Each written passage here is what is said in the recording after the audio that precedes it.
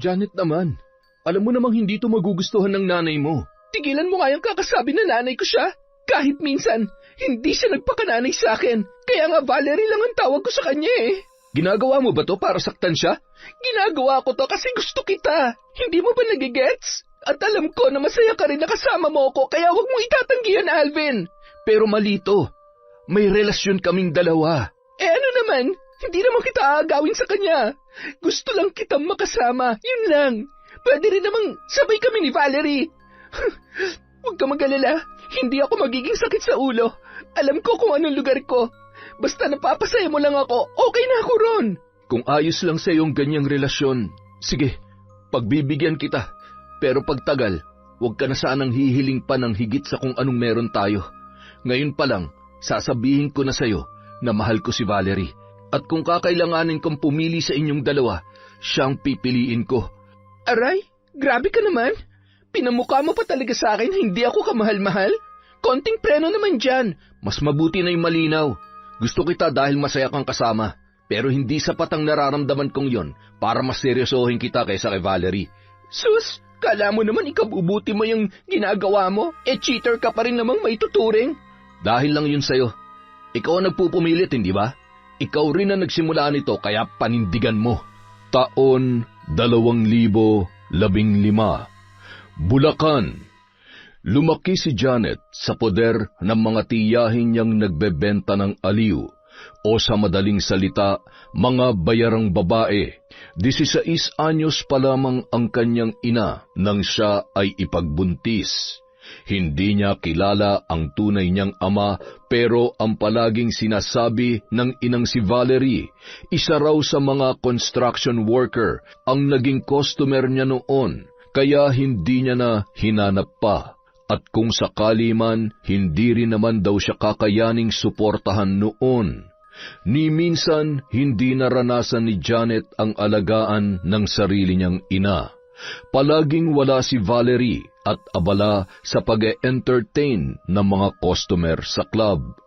Nasa iisang bubong lamang silang lahat, ngunit bihira silang magkitang mag-ina. 3 ang kwarto doon. Pero ang mga tiyahin niya lamang ang magkakasama sa iisang silid. Pareho sila ng kanyang ina na may pribadong kwarto dahil madalas silang nag-uuwi ng customer. Madalas tulog sa umaga si Valerie at umaalis naman tuwing gabi. Kung magkikita man sila ay hindi rin naman sila nagkakausap. Bagamat pawang mga bayaran ang nagpalaki sa kanya, ay maayos naman siyang nagabayan ng 2 niyang tiyahin na sina Mabel at Adela. Noong siya ay bata pa lamang, hindi siya pinapalabas ng mga yon kapag may kasamang lalaki si Valerie sa bahay. Pero noong siya ay dalagita na at siya na lamang ang madalas na naiiwan, nakikita niya mismo kung paano nakikipaglandian sa iba't ibang lalaki ang kanyang ina. Halos lahat ay nakita na niya kaya naman maaga siyang namulat sa ganoong gawain. Nag-aaral pa lamang siya sa elementarya ay lubos na niyang nauunawaan ang kalakaran sa pagbebenta ng aliw sa mga parokyano sa club. Kahit anong pigil ng mga tiyahin niya ay ginawa pa rin niya yon para magkaroon ng malaki-laking pera. Hindi na siya nag-aral ng kolehiyo. Nang makaranas siyang makahawak ng libo-libo mula sa mga lalaking nangangailangan ng kanyang serbisyo, ay nawalan na siya ng interes sa pag-aaral. Tinapos niya lamang ang 4 na taon sa high school, pero matapos yon ay nagsimula na agad siya bilang stripper sa isang nightclub, hanggang sa itable siya ng isang kano at inayang lumabas. Doon nagsimula ang paglabas-labas niya hanggang sa magkaroon na rin siya ng regular na customer at naging paborito siya ng may-ari ng nightclub dahil sa laki ng pera na naipapasok niya. Hay nako, inumaga na naman ang uwi ng isa dyan. Mukhang maraming bumembang kagabi ah. Nagsisimula na naman tong pesteng matandang to. Di man lang nahihiya. Akala ko pa naman magiging matino siya paglaki. Sus, gagaya lang din pala sa nanay niyang, Hoy Aling Bebang, ang aga-aga ha. Itiko mo nga yung bibig mo. Baka magdilim ang paningin ko sa'yo. Umayos ka, puyat ako ngayon. Ay, nako, lagi ka namang puyat. Puyat sa pagbukaka sa motel. At least ako nagkakapera sa pagbukaka. Eh ikaw, kahit maghapon kang bumukaka sa tabing kalsada, hindi customer ang lalapit sa'yo, kundi langaw. Tanggapin mo na lang na fresh pa rin ako, samantalang ikaw, mabubulok na lang dyan sa kakachismis mo. Fresh daw? Gaga? Walang fresh na pokpok. Meron, ako. Tsaka di bali ng pokpok, no? Basta hindi tsaka tulad mo. Alam mo, sa totoo lang, nakakaloka ka, Aling Bebang. Sa ugali ka na nga lang babawi, pumalya ka pa. Grabe, awa na lang talaga. Wow! Kung makapagsalita ka naman, at least ako, hindi pumapatol kung kani-kanino. Mula nung mawala ang pagkabirhen ko, wala nang ibang lalaking dumaan sa buhay ko, kundi ang ama ng mga anak ko. Bakit? Kung sakali ba may pumapatol pa sa'yo, abat! Sinugod ni Aling Bebang si Janet, ngunit mabilis naman siyang nakaiwas sa matanda. Natatawa na lamang siyang tumakbo papasok sa loob ng bahay nang hindi nililingon ang kanilang kapitbahay na noon ay galit na galit pa rin sa kanya. Pagod na sumalampak si Janet sa upuan. Sanay na siya sa mga pang-iinsulto sa kanya ni Aling Bebang, kaya hindi na siya nasasaktan pa. Sinasabayan na lamang niya ang ginang dahil ayaw rin naman niyang ipahiya na lamang siya nang wala namang ginagawang masama sa kanilang mga kapitbahay. Ngunit hanggat maaari, iniiwasan niyang makipagsakitan dahil ayaw niyang masangkot sa kahit na anong gulo na makakadagdag pa sa kanyang kahihiyan. Yun na lamang ang maipagmamalaki niya. Sa kabila ng magulo niyang buhay, wala pa naman siyang naging record sa barangay dahil sa pakikipag-away. Kahit kasi maraming naiinis at sumusubok na manakit sa kanya, ay hindi niya pinapaabot sa punto na gagantihan niya ang mga yon sa paraan na kanyang naiisip. Dinadaan na lamang niya sa salita ang lahat. Minsan naman, nagpapasensya na lamang siya at nananahimik. Maya-maya, narinig na lamang ni Janet ang pag-aalburuto ng kanyang tiyan. Wala pa siyang kain at siguradong wala rin lutong pagkain dahil wala namang nagluluto sa kanila. Palagi silang may kanya-kanyang lakad at madalas ay sa labas na lamang kumakain. Nagpapalibre sila sa kanilang mga nagiging customer para hindi na gumastos pa. Pero dahil kuripot ang naging customer niya ng huli, ay hindi na siya nakakain matapos ang ilang oras nilang pananatili sa motel. Mabilis siyang nagpalit ng damit bago lumabas ng bahay. Balak na lamang niyang bumili ng lutong pagkain sa karinderya. Habang naglalakad siya papunta roon, ay napakunot ang kanyang noo nang maramdamang tila may sumusunod sa kanya. May mga tato ang maskuladong katawan at may katangkaran din ang lalaki. Nang kanyang tingnan ay ngumiti yun sa kanya. Sinusundan mo ba ako? Bakit naman kita susundan, miss? Aba, malay ko. Huhulaan ko pa ba kung bakit mo ako sinusundan? Miss, wala naman kasing ibang daraanan dito. Daanan ng tao tong nilalakaran mo. Ngayon ka lang ba nakalabas ng bahay kaya hindi mo alam? Nako, narinig ko na yan. May mga ganyan na akong naging customer noon. Sinusundan-sundan pa ako tapos kuripot naman pala. Pagkatapos jumakpat, hihingi pa ng discount. Ha? Anong pinagsasasabi mo? Miss, hindi ako customer. Tsaka mukha ba akong masamang tao para pagdudahan mo ng ganyan? Hindi ko nasasagutin yung tanong mo. Masasaktan ka lang. Eh di ganun na rin yun. Pero huwag ka mag-alala, miss, ha. Kung ano man yung iniisip mo, may pambayad ako.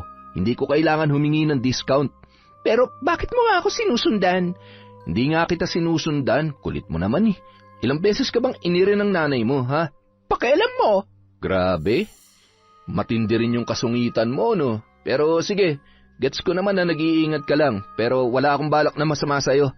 Bibili lang ako ng pagkain. Siyempre, nagugutom din naman ako. At kung hindi ka pa rin naniniwala, sundan mo rin ako pagkatapos kong bumili ng pagkain. Nangungupahan lang ako dyan kina Aling Bebang. Ah, tenant ka pala ng manananggal na yon. Ha? Anong sinabi mo? Manananggal si Aling Bebang? Tingnan mo to, ang laki-laki mo na, nagpapapaniwala ka pa rin doon. Yung mukha niyang tinutukoy ko, mukhang aswang eh. Grabe ka naman dun sa tao. May ginawa ba siya masama sa'yo para... Oo, marami. Ay, diyan ka na nga. Huwag kang haakbang ha. Hintayin mo muna ako makabili bago ka umalis dyan para makasiguro ko na di ka nga masamang tao. Pambihira naman Kala ko pa naman, absuelto na ako. Sa ganoong paraan unang pinagtagpo ang tadhana nina Janet at Rex. Hindi pa alam ng dalaga ang pangalan ng lalaking napagkamalan niya na may gagawing masama sa kanya. Hindi na rin niya hinangad na muli pang mag-cross ang kanilang landas dahil para sa kanya lahat na may kinalaman kay Aling Bebang ay may hatid na kamalasan sa kanyang buhay.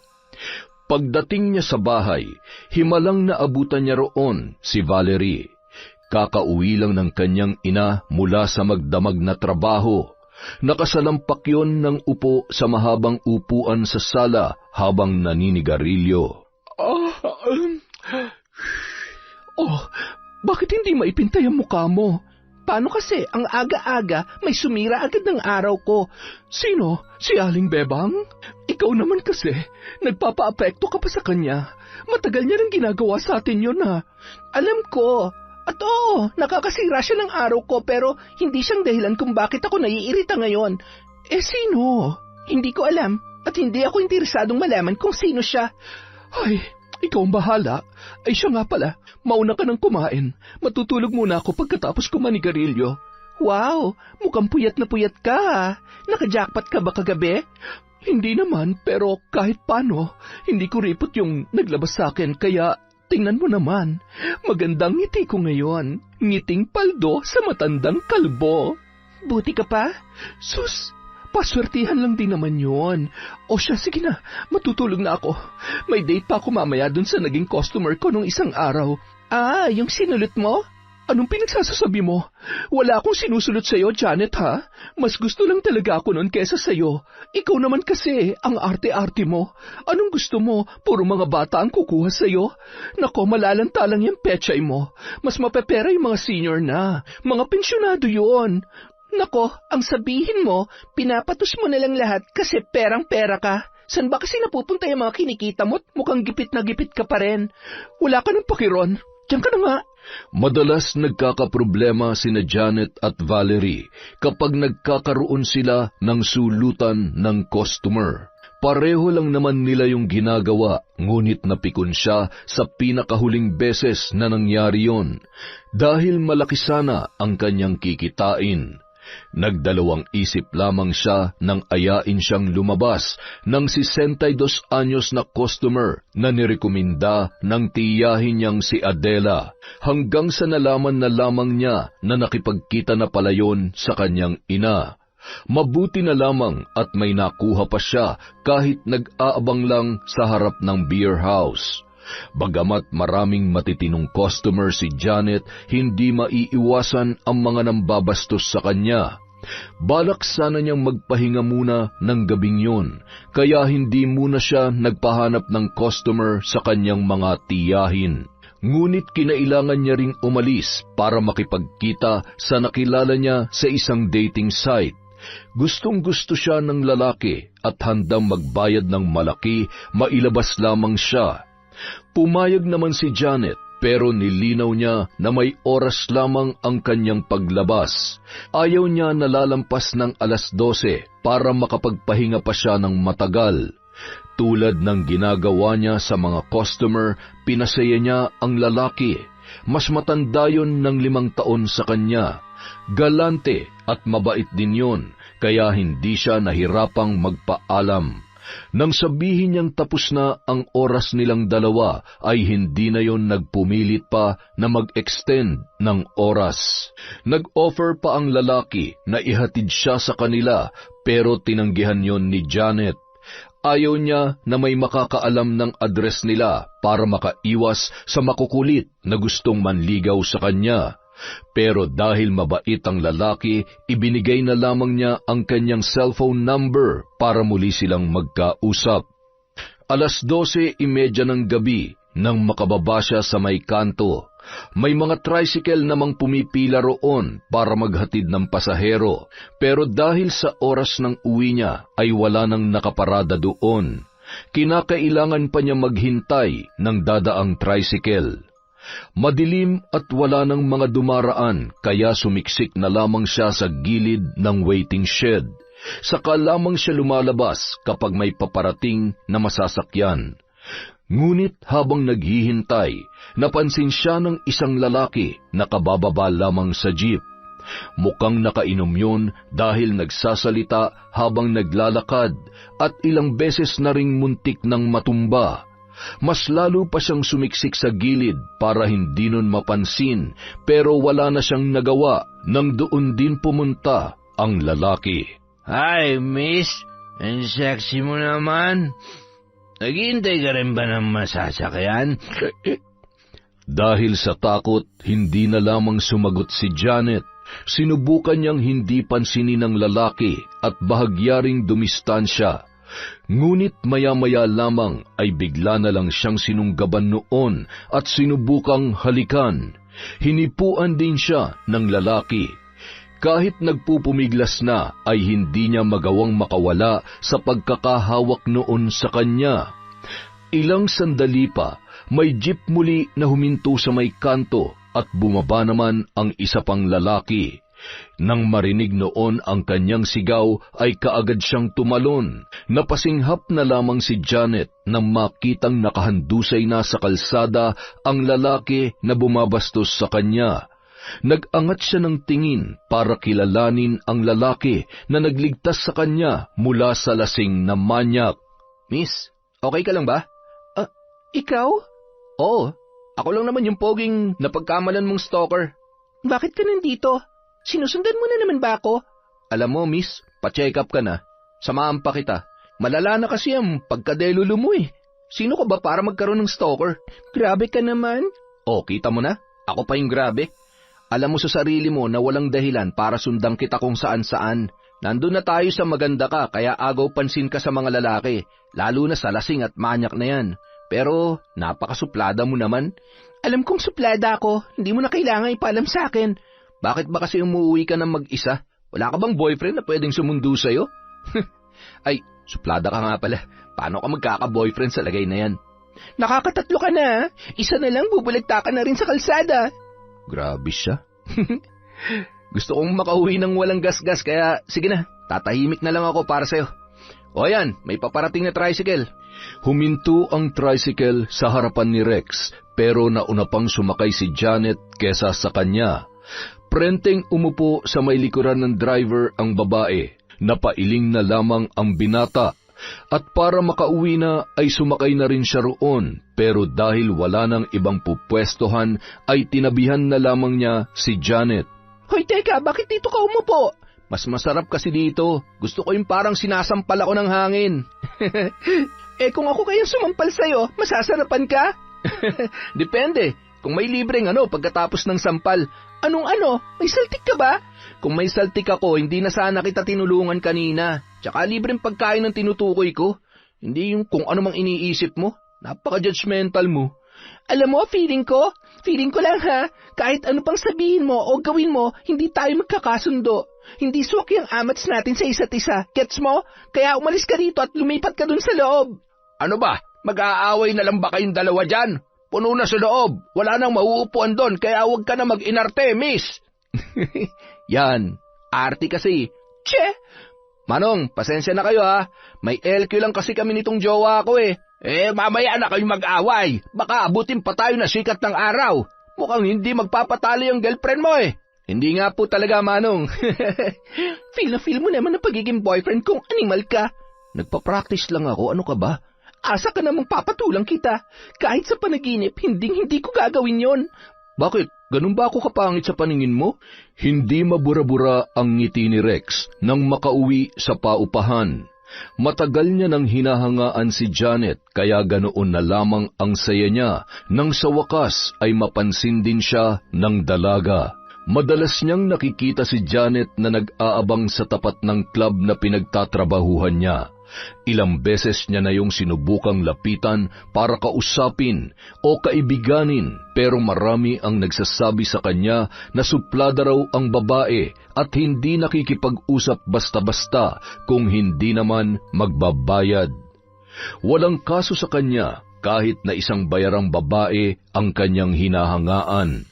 Aminado rin si Rex na hindi siya basta-bastang macho dancer lamang sa club dahil minsan ay inilalabas siya ng mga may edad na babae na nagagawi roon. Kailangan niya ng malaki-laking pera na maipapadala sa probinsya para sa maintenance ng kanyang ina at para sa pag-aaral ng dalawa niya pang kapatid na nasa high school. Mabuti na lamang at hindi kamahalan ang renta niya sa paupahan ni Aling Bebang, kaya kahit papaano ay nakakatipid pa siya. Ang natitira sa kanyang kinikita ay inilalaan na lamang niya para sa pagkain at ibang pangangailangan, kaya wala na siyang ekstrang pera para ilabas pa si Janet.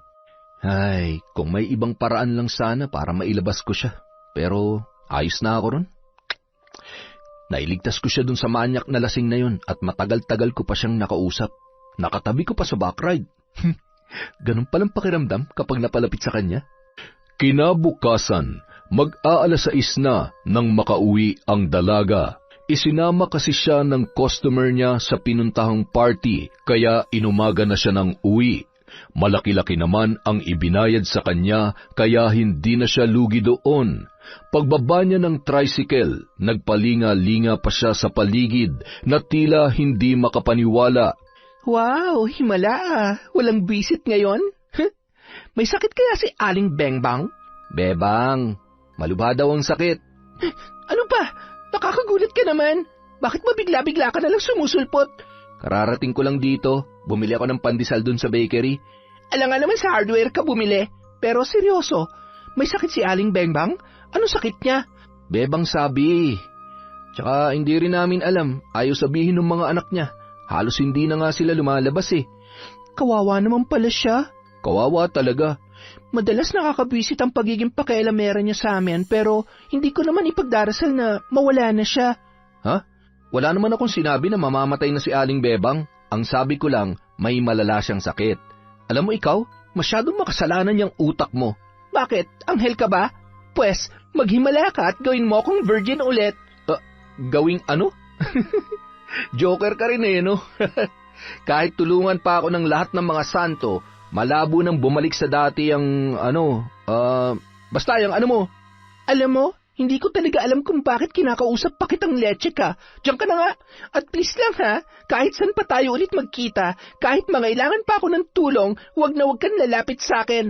Wag mo rin akong titingnan at wag mo akong kakausapin. Gets mo? Talaga ba? Sige.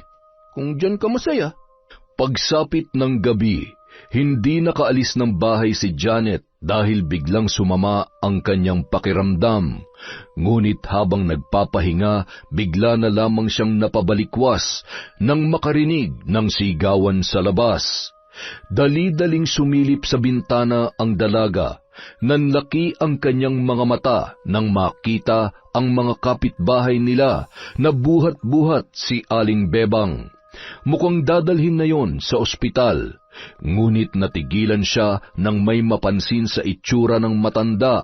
Halos puno ng sugat at animoy butas-butas ang braso ng ginang. Naningkit ang kanyang mga mata nang maaninag ang tila maliit na bagay na nahuhulog mula sa katawan ni Aling Bebang. Teka, uod ba yon? Napasinghap siya nang mapagtantong may mga uod nga na nanggaling sa katawan ng matanda. Napaantada na lamang siya sa nakita. Kalunos-lunos ang itsura ni Aling Bebang. Halos hindi na makilala ang kanyang muka dahil sa pamamaga. Kinilabutan siya nang tumatak sa isip niya ang mga mata noon na halos nakaluwana. Ano kayang nangyari sa kanya? Bakit ganun ang itsura niya? Ay, nakakaloka naman tong nangyayari. Kinabukasan, nakarating na lamang kay Janet ang balita na patay na si Aling Bebang.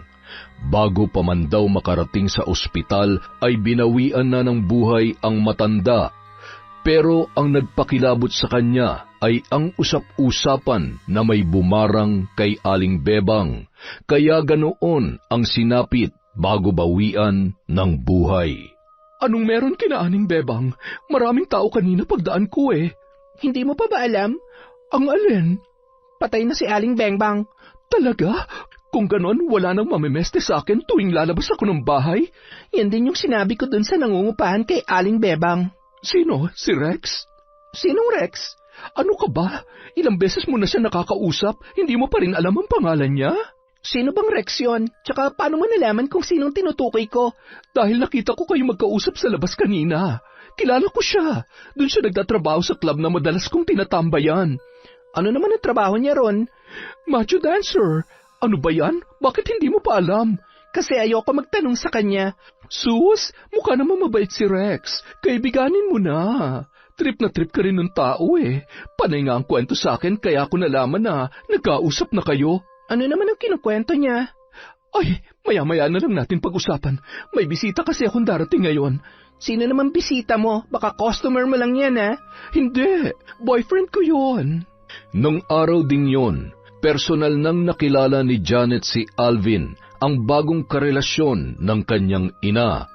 Matikas ang pangangatawan at mukhang may kaya rin sa buhay.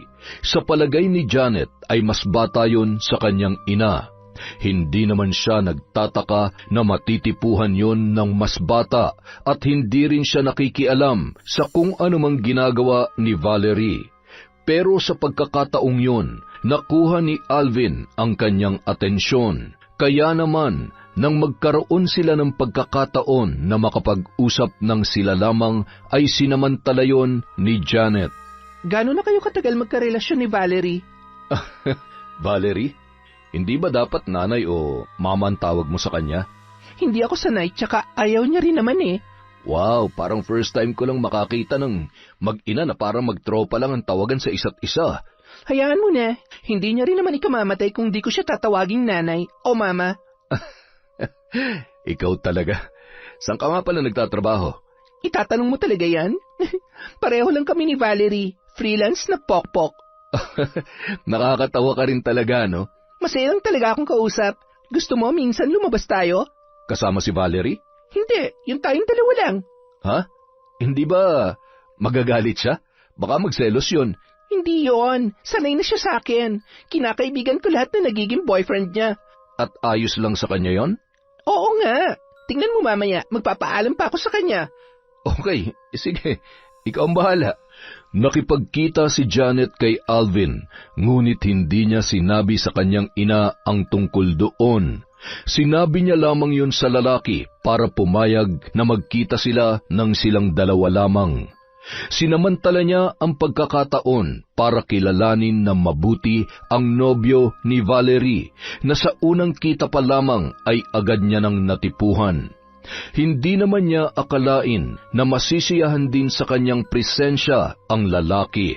Sigurado ka ba na ayos lang sa nanay mo na magkasama tayo ngayon? Hindi ko na sinabi sa kanya kanina kasi ang alam ko, nagpaalam ka. Ay, ang totoo, hindi niya talaga alam na magkikita tayo ngayon. Ano? Pero bakit ka nakipagkita sa akin? Dahil gusto kita makasama. Janet naman, alam mong hindi to magugustuhan ng nanay mo. Tigilan mo nga yung kakasabi na nanay ko siya. Kahit minsan, hindi siya nagpakananay sa akin, kaya nga Valerie lang ang tawag ko sa kanya eh. Ginagawa mo ba to para saktan siya? Ginagawa ko to kasi gusto kita. Hindi mo ba nagigets yun? At alam ko na masaya ka rin na kasama mo ako, kaya wag mong itatanggi yun, Alvin. Pero malito, may relasyon kaming dalawa. Eh ano naman, hindi naman kita agawin sa kanya. Gusto lang kitang makasama, yun lang. Pwede rin namang sabay kami ni Valerie. Huwag ka mag-alala, hindi ako magiging sakit sa ulo. Alam ko kung anong lugar ko, basta napapasaya mo lang ako, okay na ako ron. Kung ayos lang sa iyong ganyang relasyon, sige, pagbibigyan kita. Pero pagtagal, huwag ka sanang hihiling ng higit pa sa kung anong meron tayo. Ngayon pa lang, sasabihin ko na sa iyo na mahal ko si Valerie. At kung kakailanganin kong pumili sa inyong dalawa, siyang pipiliin ko. Aray, grabe ka naman. Pinamukha mo pa talaga sa akin na hindi ako kamahal-mahal, ha? Konting preno naman dyan. Mas mabuti na yung malinaw. Gusto kita dahil masaya kang kasama, pero Hindi sapat ang nararamdaman kong yon para mas seryosohin kita kaysa kay Valerie. Sus, kala mo naman ikinabuti mo na yung ginagawa mo, cheater ka pa rin namang may tuturing. Dahil yun sa'yo, ikaw ang nagpupumilit, hindi ba? Ikaw rin ang nagsimula nito, kaya panindigan mo. Oo na, basta pasayin mo rin ako. Okay na talaga ako, Ron, promise. Okay, sige. Umuwi ka na. Hindi kita pwedeng ihatid, alam mo naman. Siyempre, alam ko na yon. Tsaka, kaya ko naman umuwi mag-isa, no? Nagpatuloy ang pagiging malapit ni na Janet at Alvin nang walang kaalam-alam si Valerie. Buong akala ng kanyang ina ay wala ng ibang babae ang nobyo dahil sa ipinapakitang katapatan. Nakatulong naman noon ang pagpapapansin sa kanya ng kapitbahay na si Rex na ginawang tulay ang kanyang ina para maging malapit sa kanya. Nagsimula yun sa pagbibigay ng ulam sa kanila, hanggang sa tumatambay na rin sa kanilang bahay ang binata kapag naroon siya at nagpapahinga. Walang balak si Janet na bigyan ng pagkakataon si Rex dahil para sa kanya, hindi yon ang klase ng lalaking kakayaning manligaw sa kanya ng matagal at gusto lang siyang makuha sa madaling paraan. At ang pinakamadaling paraan na yon ay ang gamitin ang kanyang ina para mapalapit sa kanya. Kaya naman para tumigil na ang lalaki ay hinamon niya yon, naligawan siya sa loob ng 6 na buwan. Kapag nagtiyaga ang lalaki ay sa kanya lamang sasagutin. Ngunit kinabukasan, hindi niya akalain na pagsisisihan niya ang kanyang desisyon. Mukhang may bisita ka mamaya, ah. Ha? Sino naman? Ay sus, nagmamaang-maangan pa to. Siyempre, yung macho nating kapitbahay na patay sa'yo. Si Rex? Aba, mukhang namamachohan ka nga sa kanya. Hindi mo ako kinontra. Yak! Tumigil ka nga. Hindi ko siya bet, no? Kaya ko lang naman siya hinamon para tigilan niya na ako. Alam kong karakas na mga tulad niya, no? Gusto lang nun makalibre sa akin kaya kunwari, popormahan ako para hindi halata ang tunay niyang motibo. Masyado ka namang judgmental. Ikaw naman kasi, hinamon mo pa yung manok ko. Mukhang seryoso talaga sa'yo. Anong gagawin mo ngayon? Hindi mo na pwedeng bawiin ang sinabi mo. Binibiro ko lang naman siya, no? Malay ko bang siseryosohin niya yon? Wala ka na magagawa. Seryoso talaga yung tao. Ikaw ba, wala man lang bang konting nararamdaman para kay Rex? Siyempre meron. At hindi lang konti ang nararamdaman ko para sa mukhang kulugo na yon, no? Marami.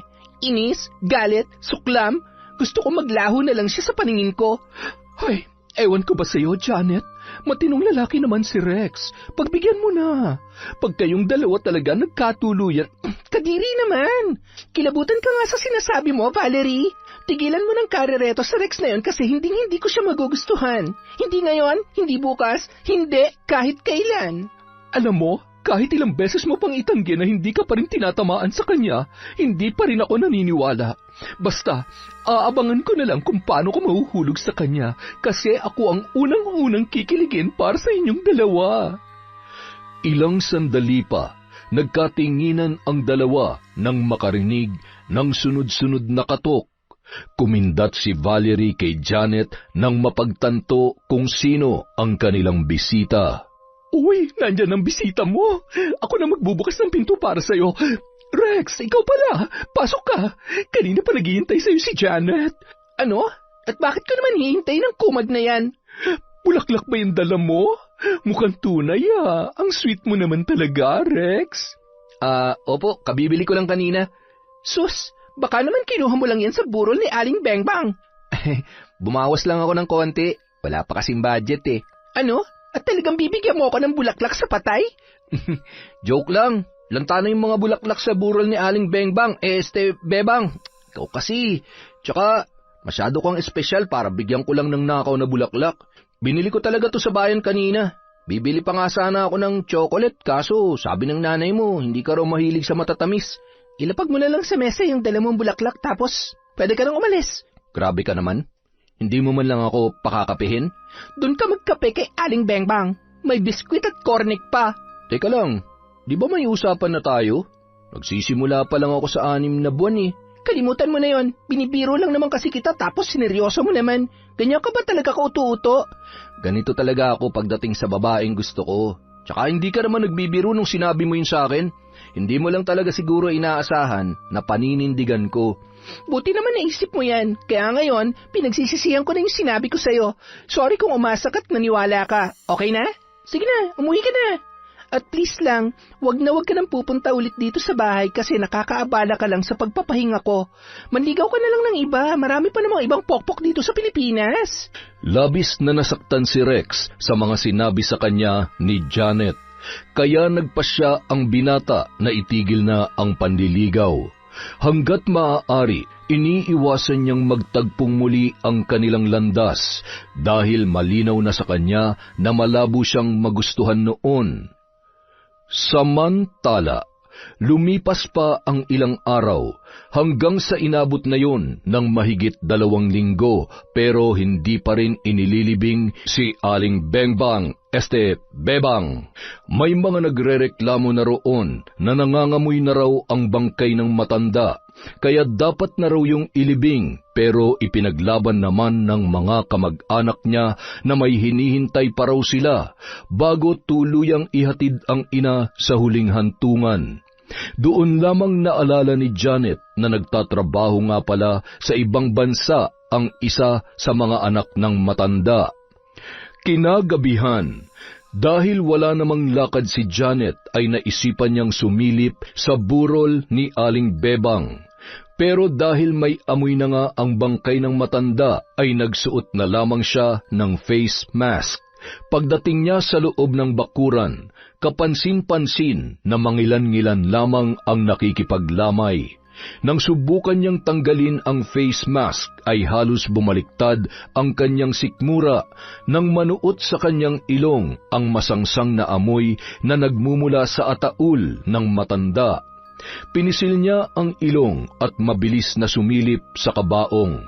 Wala naman siyang balak magtagal doon, ngunit bago pa man siya tuluyang makalapit ay kaagad siyang napaatras nang makita ang mga uod na gumagapang palabas ng kabaong. Napalingon sa paligid ang dalaga pero wala na siyang ibang kasama roon dahil kapapasok lamang ng anak ni Aling Bebang sa loob. Aalis na sana siya nang maramdaman niya na tila may mahigpit na nakahawak sa kanyang paa. Sinubukan niyang ihakbang yon pero hindi siya makaalis sa kanyang kinatatayuan. Mariin niyang ipinikit ang kanyang mga mata at pinigilang tumingin sa kanyang paanan, sa takot na makita kung ano ang naroon. Ngunit maya-maya lamang, naramdaman naman niya ang pagtayo ng kanyang mga balahibo sa batok at ang pagsimoy ng malamig na hangin na tila may dumaan sa kanyang likuran. Doon niya unti-unting iminulat ang kanyang mga mata. Ilang sandali pa, lumakas ang kabog ng kanyang dibdib at halos hindi na makahinga sa takot nang makita si Aling Bebang na nakatayo sa kanyang harapan. Nakangisi ang matanda at nakakakilabot ang itsura dahil halos mahati na ang muka na tila kinain ng mga uod na gumagapang sa buong katawan ng ginang. Nang mga sandaling yun, hindi na nakapag-isip pa si Janet. Nagmamadali siyang tumakbo papalabas ng bakuran ni na Aling Bebang. Dala ng matinding takot, hindi niya na napansin kung sino ang kanyang nakasalubong. Janet, ano nangyari? Bakit takot na takot ka? Tumabi ka nga, pero... Hindi na naituloy pa ni Rex ang kanyang sasabihin dahil nagmamadali ng pumasok ng bahay si Janet. Napahawak siya sa kanyang dibdib nang maisara ang pintuan. Halos habol hininga at wala rin siyang marinig dahil sa lakas ng pagtibok ng kanyang puso. San ka galing? Namumutla ka, tsaka pawisan ka. Sa burol po ni Aling Bebang. Ano? Bakit ka naman pumunta doon? Di naman kayo close ng babaeng yun ah. Gusto ko lang po sanang makipaglamay dahil baka multuhin ako ng matandang yun pero nakita ko siya, Valerie. Nagpakita siya sa akin kanina at nakakatakot ang itsura niya. Teka nga, nanggaling ka sa burol ni Aling Bebang at tumiretso ka dito sa bahay? Diyos ko naman, Janet, hindi ka man lang nagpagpag. Ano ba kasi malay ko sa pagpag na yan? Pagkain lang ang alam ko ay pagpag. Alam mo, dahil na yun sa katakawan mo. Pero seryoso ako, hindi ka muna dapat umuwi. Dapat pumunta ka muna kahit saan bago ka umuwi rito. May isip ko pa ba yung kanina? Halos himatay na nga ako sa takot na magpakita sa akin si Aling Bebang eh. Tapos gusto mo gumala pa ako dahil lang sa pesteng pamahiin nyo na yan? Ano ba kasi nakita mo ron na takot ka? Sinabi ko na, di ba? Si Aling Bebang ang nakita ko. Pero bakit siya magpapakita sa'yo? May ginawa ka ba sa kanya bago siya namatay? Nagkasagutan kami pero lagi naman yun nangyayari eh. Imposible yun ang dahilan kaya siya nagpakita sa akin. Eh di sana minumulto ka na rin niya. Mas malala pa nga ang away niyo nun, diba? Pero Janet, may nilabag kang pamahiin. Alam kong hindi ka mapaniwalain sa mga ganoon. Pero paano kung may masama nga mangyari sa isa sa atin dito? Huwag ka naman praning. Hindi totoo ang mga pamahiin yan. Ginagawa lang panakot para sa mga uto-uto at ikaw nagpapauto ka rin naman. Paano kung isa palang babala ang pagpapakita sa iyo ni Aling Bebang? Napaisip si Janet sa sinabing yon ng kanyang ina. Ni minsan sa buhay niya ay hindi siya naniwala sa mga pamahiin. Ngunit sa pagkakataong yon, bigla siyang nakaramdam ng kaba sa hindi maipaliwanag na dahilan. Hanggang sa naisip niyang buksan ang usaping yon kay Alvin.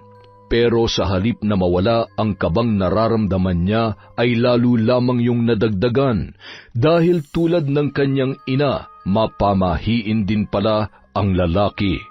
Mula nang magpakita kay Janet si Aling Bebang ay nakakaramdam na siya ng takot tuwing naiiwang mag-isa sa kanilang bahay.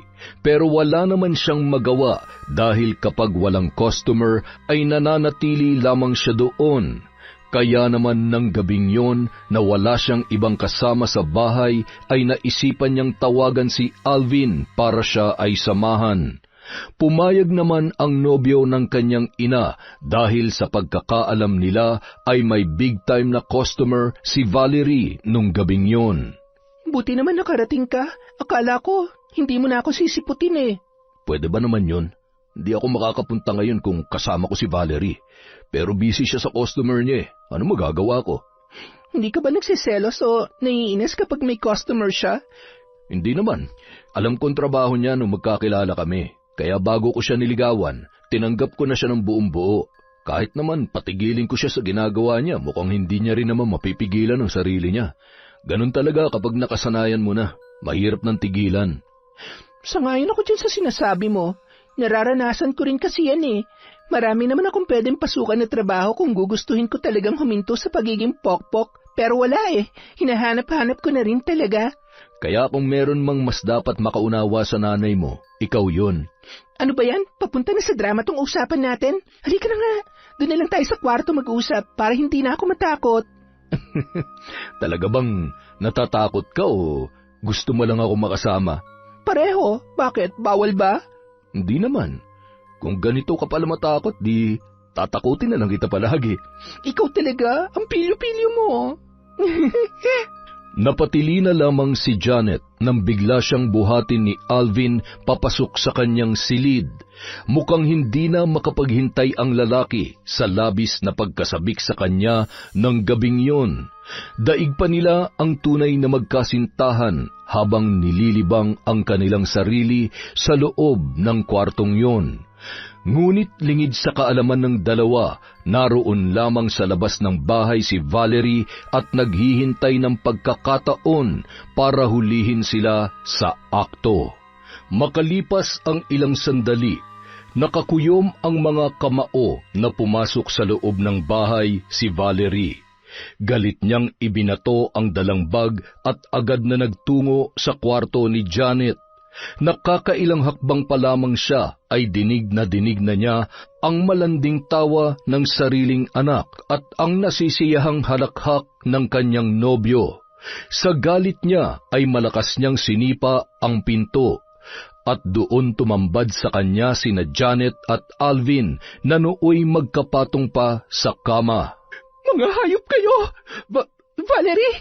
Han, akala ko ba may customer ka ngayon? Sinabi ko lang na may customer ako ngayon para mahuli ko kayong dalawa. Ano? Sa tingin mo ba ganun ako kataga para hindi ko mahalata na may namamagitan sa inyong dalawa? Kung kaya mong itago yung nunal sa pechay mo, pues hindi ang kakatihan mong babae ka. Sasabunutan kitang malandi ka. Mga agaw ka ng boyfriend. Bakit sa akin ka lang nagagalit? Hindi lang ako nagkasala rito. Saka, huwag ka nga magtanga-tangahan. Kung mahal ka talaga ni Alvin, hindi ka niya magagawang lokohin. Huwag ka maniwala sa kanya, honey. Siya lang ang nagpumilit na magkaroon kami ng sikretong relasyon. Nung una pa lang tumanggi na ako dahil alam ko na masasaktan ka. Pero ginawa mo pa rin. Hayop ka. Akala ko pa naman matino kang lalaki. Lumayas ka rito. Huwag ka na magpapakita sa akin. Break na tayo, buwisit ka.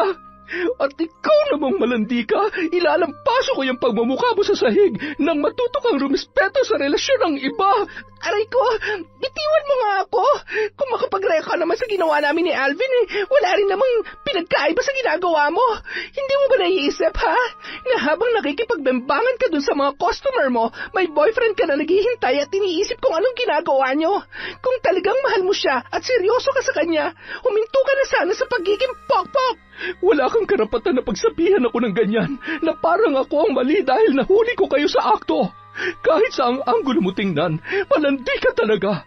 Alam mo naman na mahal ko yung tao tapos susulutin mo pa. Bakit? Wala na ba nagkakagusto sa'yo kaya ganyan ka nakadesperada? Hindi ako pangit para maging desperada. Hindi ko nakasalanan kung attractive ako sa paningin ng boyfriend mo, kaya niya ako pinatulan. Buisit ka! Buisit na kung buisit, pero ikaw, wala kang kwenta. Wala kang kwentang tao at mas lalong wala kang kwentang ina. Napahagulhol na lamang si Valerie matapos ang salitang binitiwan ng kanyang anak. Hindi na siya nakapagsalita pa at napaupo na lamang sa sahig habang patuloy sa pagpatak ang kanyang luha. Pagdating sa pagiging ina ay hindi niya kayang depensahan ang kanyang sarili dahil ipinagbubuntis pa lamang niya si Janet, ay malinaw na sa kanya na hindi niya gusto na magkaroon ng anak. Sinubukan niya pang ipalaglag noon ang bata pero pinigilan siya ng kanyang mga kapatid at pinakiusapan na magtiis na lamang hanggang sa makapanganak dahil sila na ang bahala pagkatapos noon. Mahal niya si Janet pero hindi niya kayang magpakaina. Kaya niyang maging kaibigan o isang tao na masasandalan ng dalaga pero hindi bilang isang babae na matatawag na mama o nanay dahil para sa kanya hindi rin naman siya karapat-dapat para doon. Pero dahil masyadong masakit ang ginawa ni Janet ay hindi niya yon mapapalampas. Hoy, Gaga! Ikaw pa talagang may ganang magmukmuk dyan matapos mo mang-agaw ng jowa na may jowa. Tumahimik ka nga dyan, tita. Di ka nakakatulong. At ikaw, hindi ka naman nakakatuwa. Bakit mo ba kasi ginawa yon? Masyado na bang makati ang pechay mo at talagang pinakamot mo na dun sa Alvin na yon? Ay, nakakaloka kayo. At yung lalaking yon, ha? Ibang klase rin talaga. Mag-ina pa ang dinali. Huwag na nga nating ulit-ulitin yung katangahan ko. Nakakarindi na kaya. Kahit 1,000 beses ko pang ulitin, gagawin ko para matauhan ka at maisip mong may mali kang ginawa, bruha ka. Mag-sorry ka dun sa ina mo. Ina ko talaga? Kailan pa? Hindi ko siya naging nanay, no? Hay, oo na. Hindi na kayo mag-ina kung ayaw mo. Pero kailangan mong humingi ng tawad sa kanya. Gets? Hindi yung nakikipagmatigasan ka pa dyan. Kapal din naman ang mukha mo kung ipagpapatuloy mo pa yan. Kanina ka pa, tita. Kakampi ba talaga kita? Sa ngayon, hindi kasi gaga ka. Naintindihan naman kita sa parteng hindi mo kayang ituring na ina si Valerie pero kailangan mo pa rin siyang irespeto bilang kapwa babae. Basic rule na nga lang sa buhay na kapag may boyfriend na o limits na sa iba, hindi na pwedeng landiin, akitin o ayain na makipagbembangan. Pero ikaw, ibang level yung kakapalan ng mukha mo. Tama na nga. Paulit-ulit na lang eh. Makalis na nga lang dito. Dahil hindi pa rin niya kinakausap si Valerie at pinipilit pa siya ng mga tiyahin na humingi ng tawad sa kanyang ina, ay pinili na lamang muna niyang umalis doon. Naghanap siya ng murang paupahan at doon pansamantalang tumuloy. Pero dahil hindi siya nagpapakita sa mga tiyahin, ay hirap din siyang makahanap ng customer, kaya tinitipid na lamang niya ang naipon niyang pera. Sasapat pa naman yun sa kanya para sa mga susunod na buwan, ngunit mahihirapan na siya kung mauubos agad ang kanyang ipon.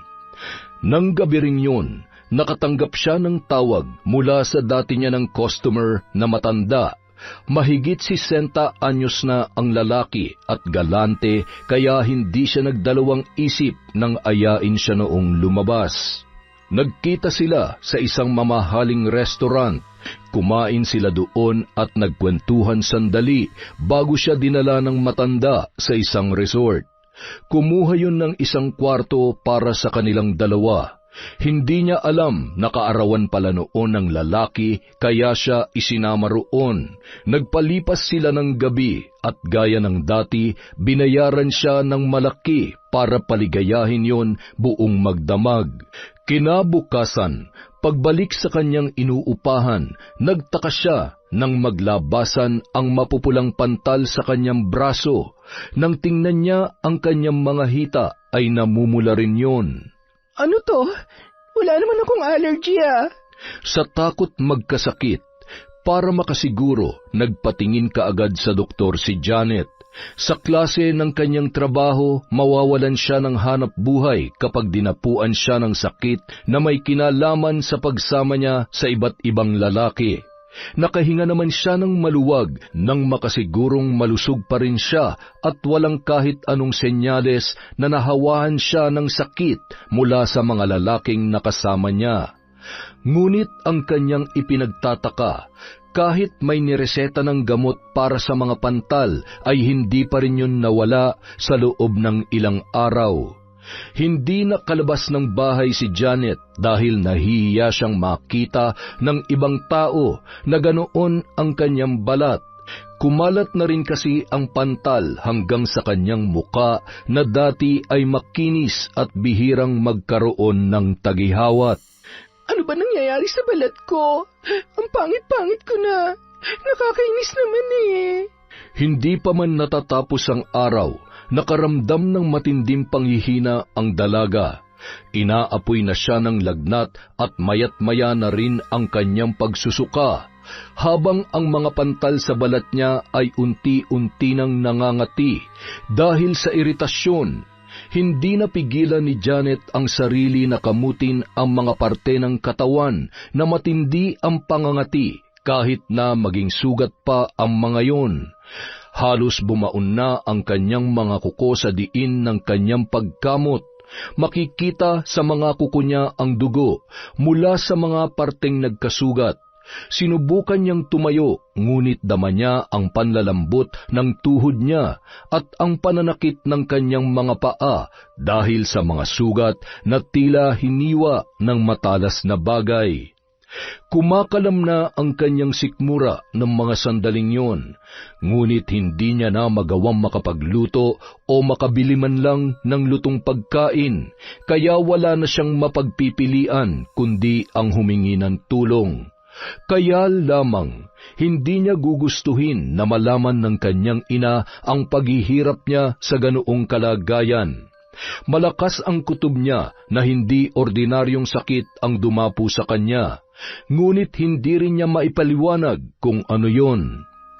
Kinuha niya ang kanyang cellphone para tawagan ang kaisa-isang tao na alam niyang hindi siya mahihindian. Pero bago niya pa man yun magawa, ay nakatanggap siya ng tawag mula sa tiyahin na si Adela. Nasaan ka? Wala ka ba talagang balak umuwi? Kailangan ba? Kaya kong sarili ko.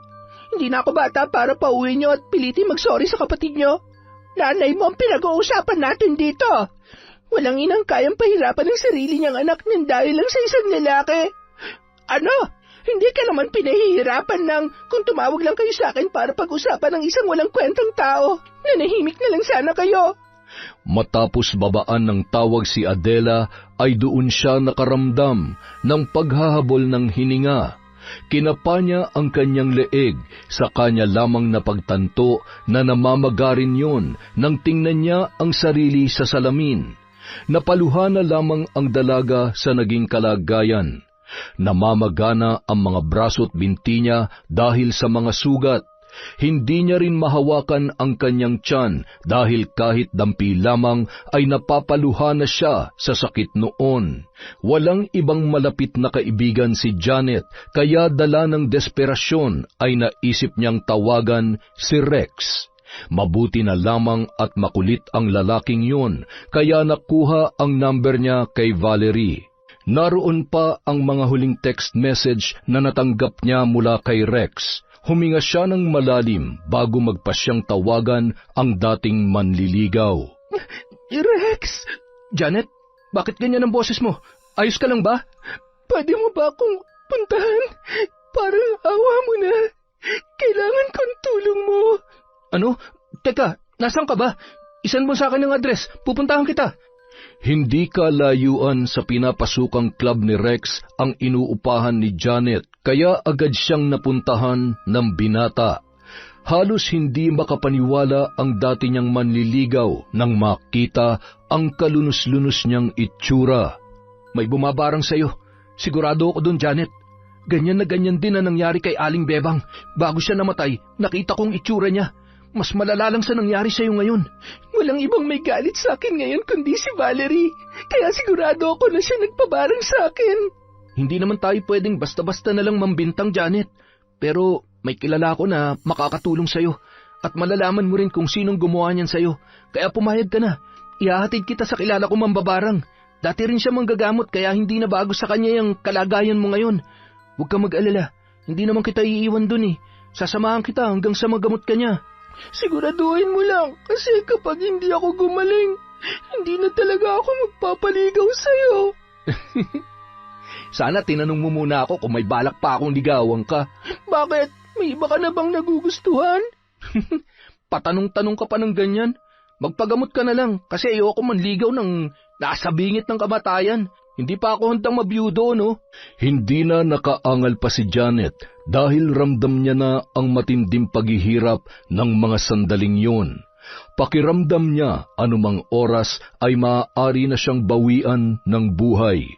Nakumpirma niya na may bumabarang nga sa kanya nang lumabas ang maliit na uod mula sa kanyang mga sugat. Halos hindi na siya mabuhat ni Rex dahil hindi alam ng binata kung paano siya hahawakan nang hindi napipisil ang namamagang parte ng kanyang katawan. Gayunpaman, nagawa pa rin yun ni Rex ng buong pag-iingat.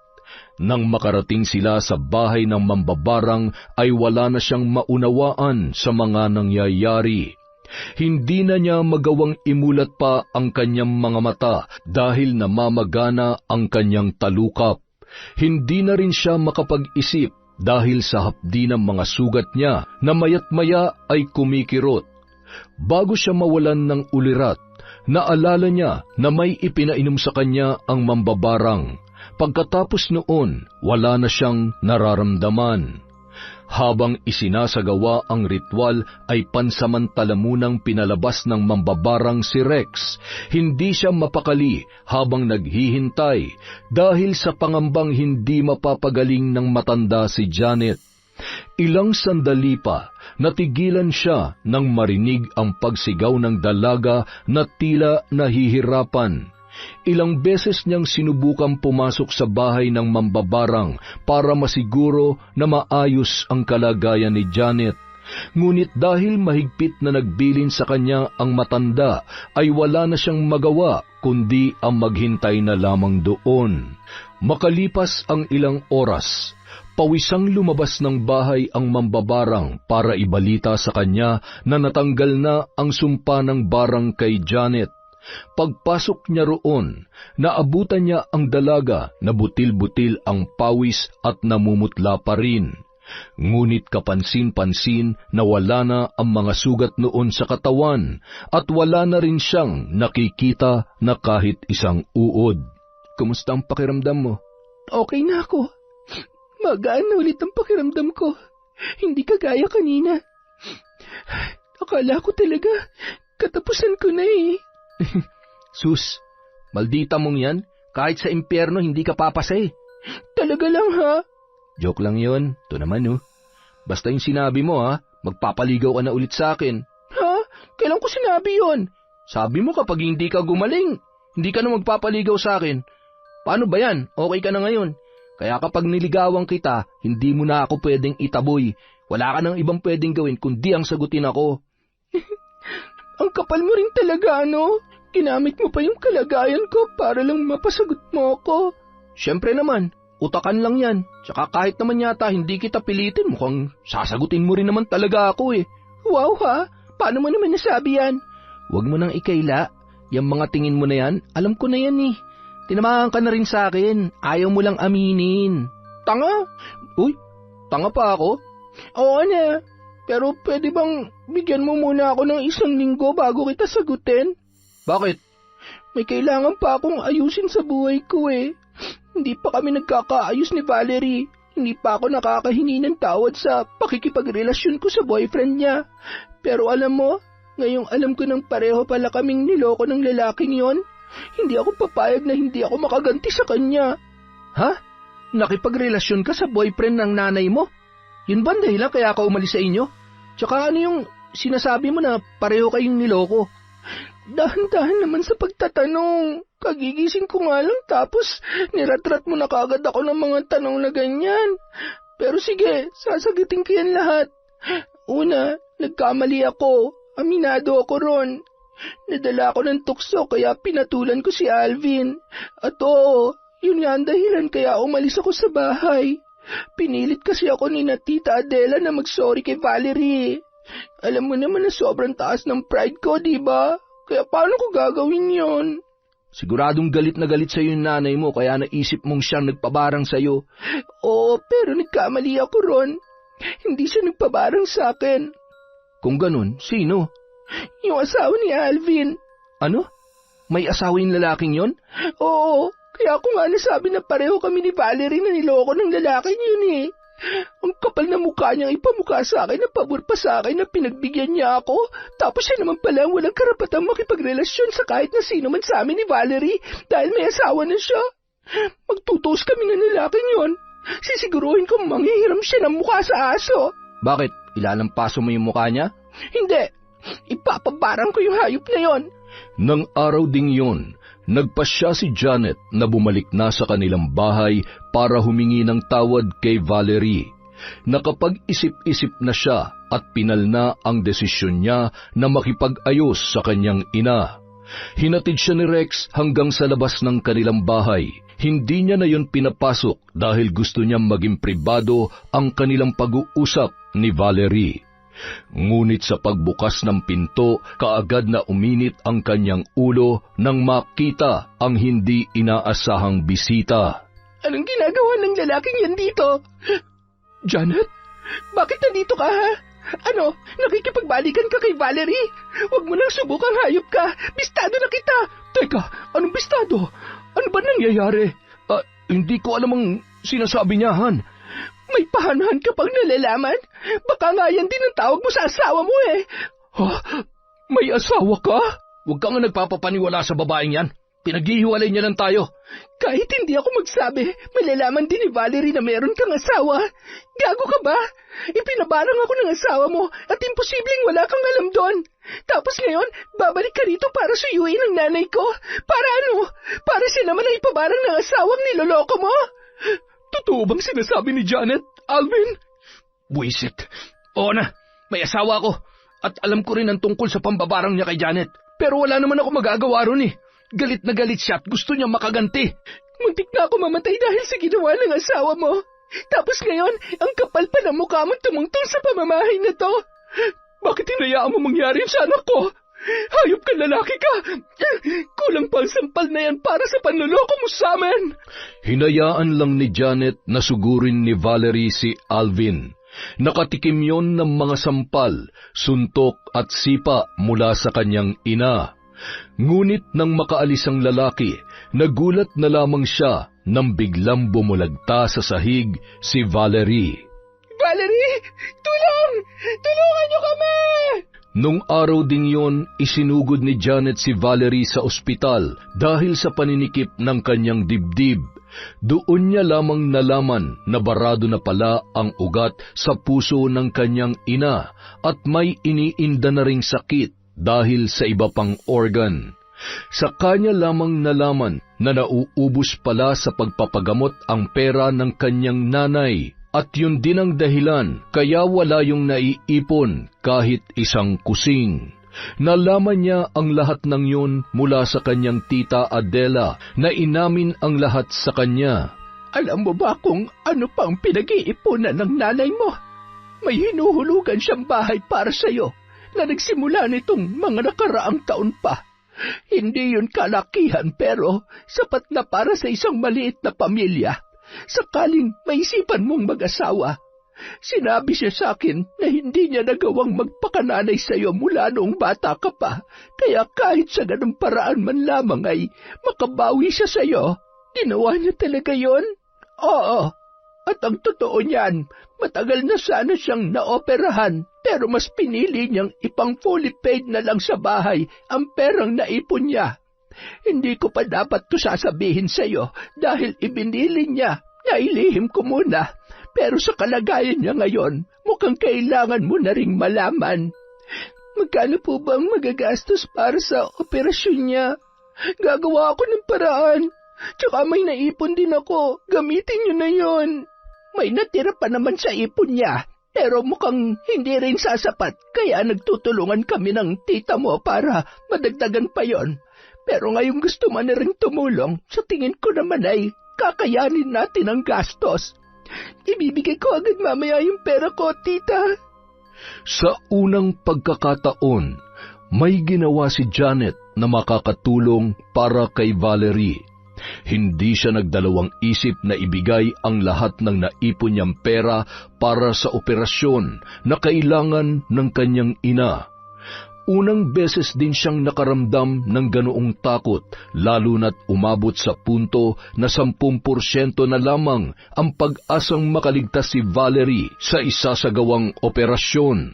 Samantala, habang inaasikaso ng tiyahin ni Janet ang operasyon ng kanyang ina, nagpasama naman siya kay Rex para puntahan ang bambabarang na gumamot sa kanya na si Aling Miling.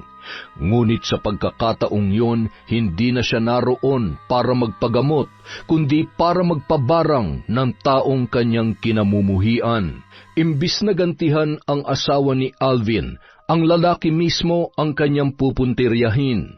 Nakipagkasundo siya sa mambabarang at ginawa niya ang lahat ng ibinilin noon sa kanya. Walang bayad ang serbisyo, pero kailangan niyang magdala ng isang buhay na hayop dahil yon ang gagamitin sa pagsasagawa ng ritual. Kaya naman nagdala na lamang siya ng isang native na baboy para doon. Ilang sandali lamang mula nang magsimula ang ritual, nanlaki ang mga mata ni Janet nang makita ang mga insektong pinagapang ni Aling Miling sa biik na isinasakripisyo nila. Kitang-kita niya kung paano pumasok sa loob ng patay na hayop ang mga insekto at kung gaano kaagresibong sumisiksik sa balat ang mga yon. Ayon sa matanda, ganoon mismo ang mangyayari sa taong kanyang ipinapabarang. Wala siyang intensyon na tapusin ang buhay ni Alvin. Gusto lamang niyang bigyan ng leksyon ang lalaki dahil sa pagsira noon sa sarili niyang pamilya at ganoon na rin sa kanilang mag-ina. Pareho silang pinaglaruan ng lalaking yon, bagamat nadala rin siya sa tukso. Makalipas ang ilang araw, nabalitaan na lamang niya na malubhana ang kalagayan ng lalaki. Iniwan na raw yun ng asawa kaya pilit na nagmamakaawa para patawarin ng babae. Ngunit ang pinaka-hindi inaasahan ni Janet ay nang magpakita pa sa kanya si Alvin. Janet, parang awa mo na. Itigil mo na to. Hirap na ako.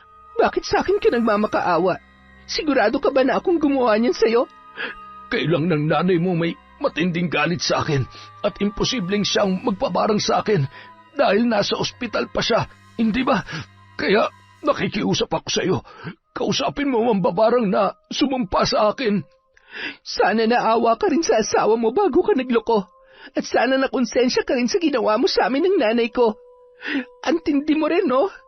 Alam mong bayaran kami at marami ng lalaking dumaan sa buhay namin, pero hindi yung sapat na rason para paglaruan mo kami ng ganon-ganon na lang. Minahal ka ni Valerie at pinahalagahan kita kahit na alam ko na hindi mo ako gusto. Pero anong iginanti mo?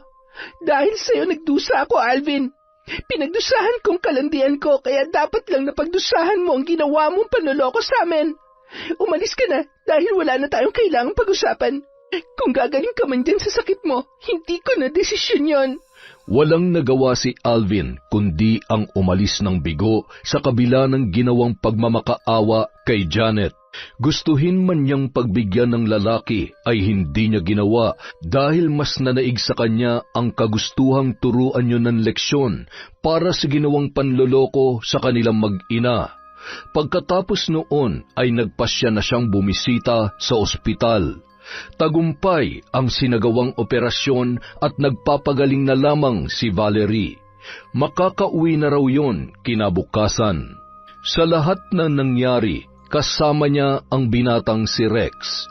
Mula sa pagpapabarang kay Alvin, sa pagbabantay sa ospital, sa pag-asikaso ng mga gamit ni Valerie, maging sa paglilinis ng kanilang bahay habang abala silang lahat ay tinutulungan siya ng binata. Kaya naman hindi na niya sinayang pa ang pagkakataon. Sinagot niya na si Rex at nangakong paninindigan ang kanilang relasyon. Alam mo, ibang-iba na yung Janet na nakikita ko ngayon. Talaga? Bakit? Ano na bang nakikita mo sa akin? Yung Janet na marunong ng makinig, magpatawad, at bukas ng puso para sa pagmamahal at pagtanggap. Ang lalim naman nun. Kasing lalim ng pagmamahal ko sa'yo? Ang corny mo. Pero di nga, masaya ako na nakikipag-ayos ka na sa nanay mo. Tsaka hindi ka na nangingimi na sabihin sa ibang tao na mag-ina kayo at nanay mo siya. Samantalang dati, wala akong ibang naririnig kundi Valerie, Valerie, Valerie. At parang allergic ka sa salitang nanay. May karapatan naman siguro ako na sumama ang loob sa nanay ko, diba? Pero narealize ko rin na masyado palang maikli ang buhay para ubusin sa samaan ng loob, sa galit, at mas nakakagaan kung magkakapatawaran na lang. Alam ko naman na hindi pa rin siya handa na magpakananay sa akin, pero nararamdaman ko na mahal niya ako bilang anak niya. Sapat na sa akin yon. Tsaka mas gusto ko pa rin na para magtropa lang kami. Mukhang mas masaya nga rin kayong tingnan kapag parang magkaibigan lang kayo. Walang pressure, walang sumbatan. Ang galing nga eh. Hindi ko naisip na posible pala yun sa mag-ina. Pero kapag ako yung nagkaanak, gusto kong iparanas sa magiging anak ko kung paano alagaan ng isang ina.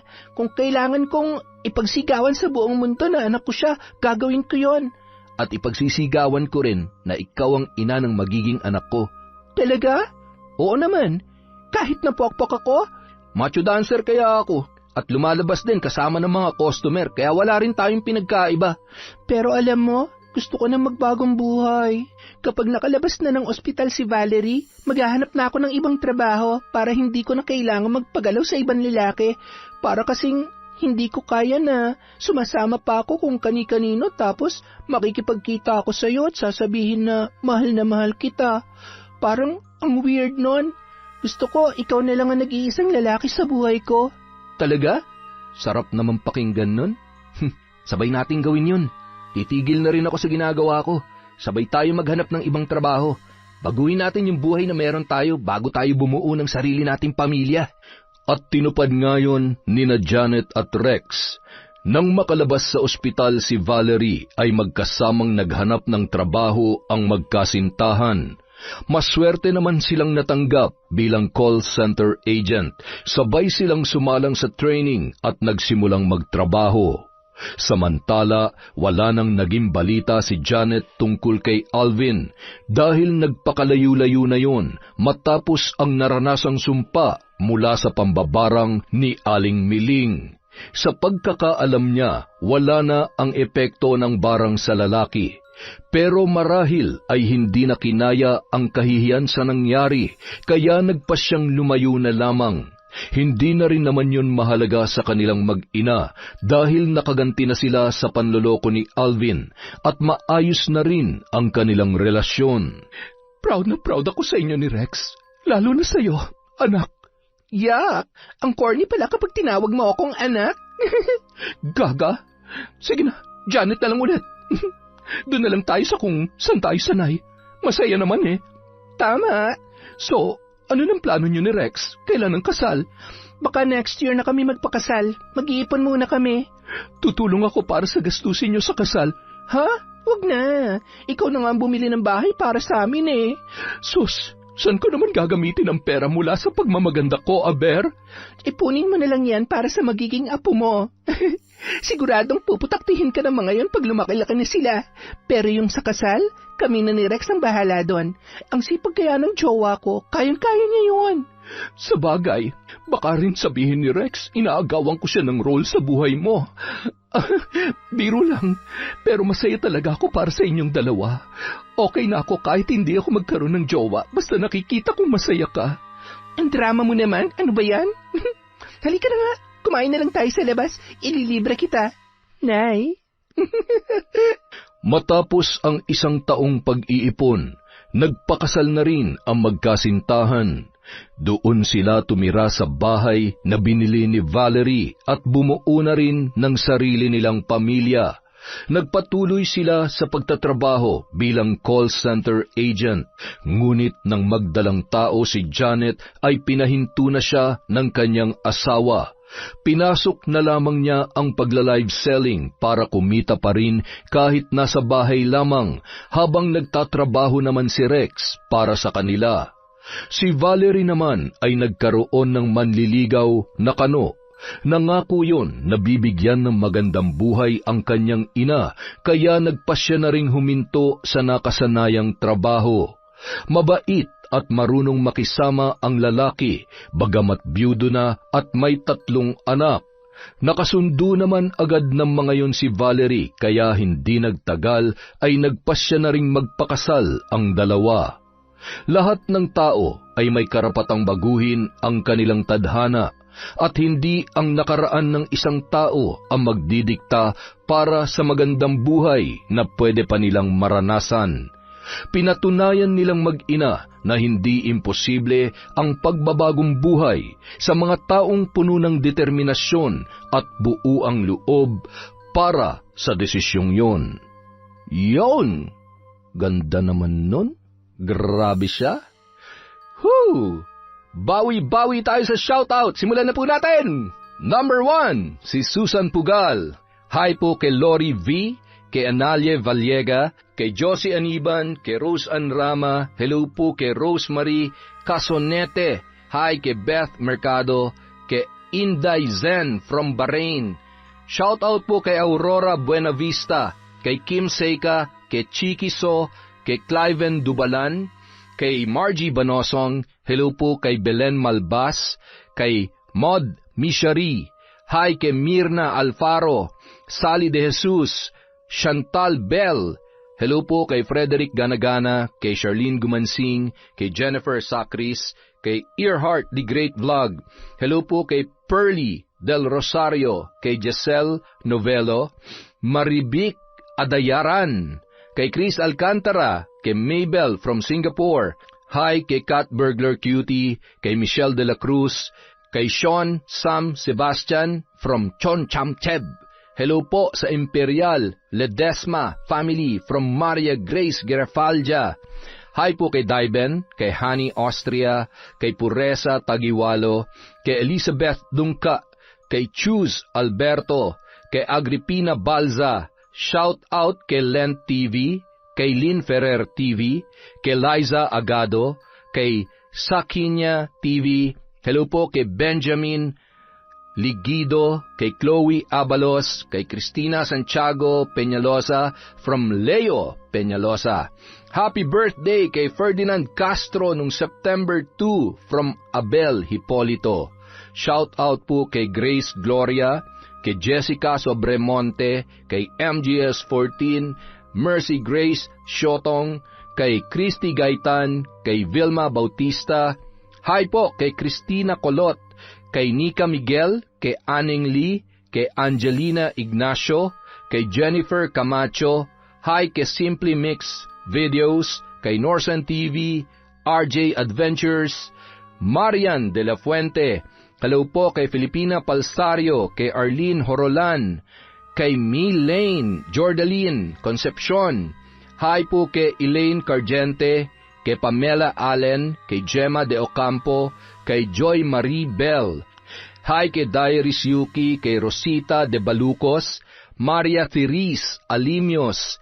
Hello po kay Ate Aya, kay Rain Iyo, Queen Orduna, kay Kimpoy Feliciano, kay Rosalie Cawano, kay Mariel Tabuan, kay Jen T. of Caloocan from Richel Vasquez.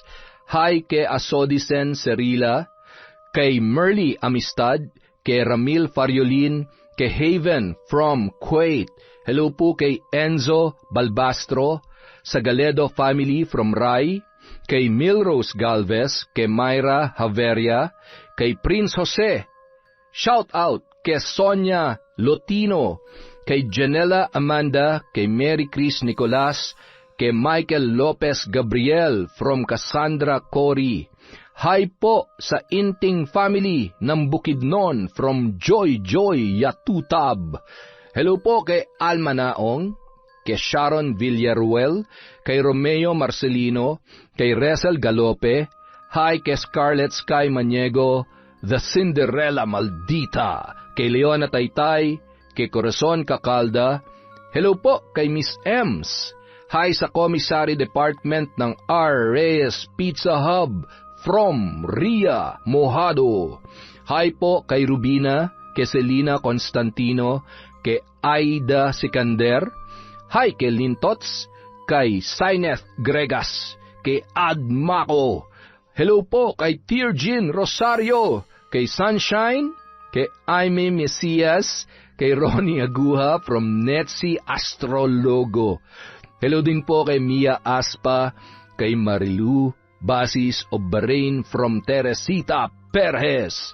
Hello kay Edilbert Ortilia. Hi kay Janet Cisneros, kay Tino Ramos, kay Jill Jaber sa Seda, at Nanat sa Seda from Liza Agodo.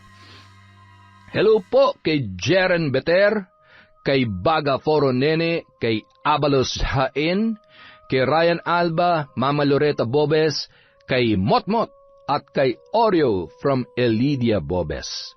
Hello po kay Angel Ira Gel, kay Rizen Ryle, kay Leonardo Parulan, kay Perlita Gadjana, Aya Indasan, kay Masi Vlog, kay Roger Sotomil, kay Christy Mapili, kay Marisa May Aride, kay Jang Nancy, Cherry Ann Laurito. Hello kay Kurt Mina, Roxanne Gaudicos, Mel Santarita, Edgardo Fontanilla, Lynette Reparado, Yang Pasardan. Hello din po kay Niljin Santin, kay Pretty Tabachoy 1995. Hello po. Hi kay Jade Guevara, kay Mare Nila Cervantes, kay Ryan Christian, John Paul, love na love kayo ni Mama Amiyong. Hello po sa Dordas family from Patrick Dordas. Hello po kay Gay Somojo, kay Dayan Elizabeth de Castro, kay Kuya Hamdan, kay Annalyn, kay Vivian Aranas, Vicky Yabut, Miss Maura, Adoracion Espiritu, TDV, at kay Layaog Christian. Maraming salamat po sa inyo sa walang sawang pagsuporta sa Kwentong Enteng.